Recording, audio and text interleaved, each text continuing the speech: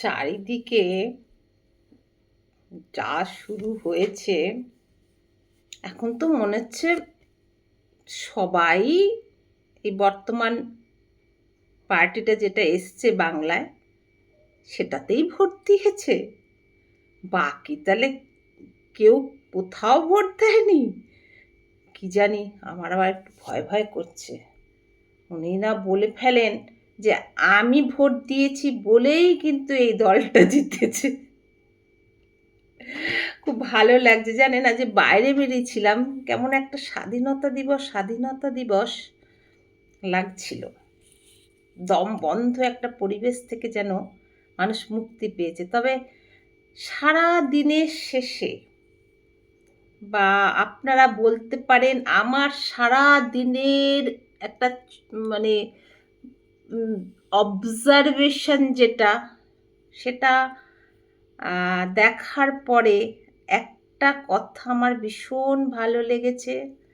কে লিখেছে, কারা লিখেছে আমার জানা নেই, আমার খুব পছন্দ লেগেছে। সেটা হলো, যদি প্রতিশ্রুতি অনুযায়ী সরকার কাজ না করে, মানে বর্তমান সরকার, তাহলে লড়াই জারি থাকবে। অন্যথা হলে আমরা আবার পথে নামবো। এটাই হোক শিক্ষিত মানুষের শপথ। দারুণ লেগেছে কথাটা, সত্যি সেটাই তো হওয়া উচিত। শিক্ষিত মানুষের শপথ তো এটাই হওয়া উচিত, তাই না? চলুন আমরা জাগি, আমরা যারা নাগরিক তারা জেগে থাকি।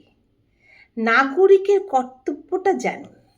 আমাদের কোথায় ভুলটা হয় জানেন? আমরা সবার কর্তব্য জানি, মুখ্যমন্ত্রীর কর্তব্য, প্রধানমন্ত্রীর কর্তব্য, গৃহমন্ত্রীর কর্তব্য, কিন্তু আমরা এইটা কখনোই জানি না যে আমাদের মানে আমরা যে যারা নাগরিকের কর্তব্য কী কী। তার জন্য একটু পলিটিক্যাল সায়েন্সটা দেখে নেবেন। নাগরিকদের অনেক অনেক কর্তব্য। নাগরিক জেগে না থাকলে কোনো রাজনৈতিক পার্টি এলেই আপনার উন্নতি হবে না। আর আপনি যদি অন্ধভক্ত থাকেন তাহলে তো আপনিও ডুবলেন, সাথে আমাদেরও নিয়ে ডুবিয়ে দেবেন। ভালো থাকবেন। শুভরাত্রি। নমস্কার।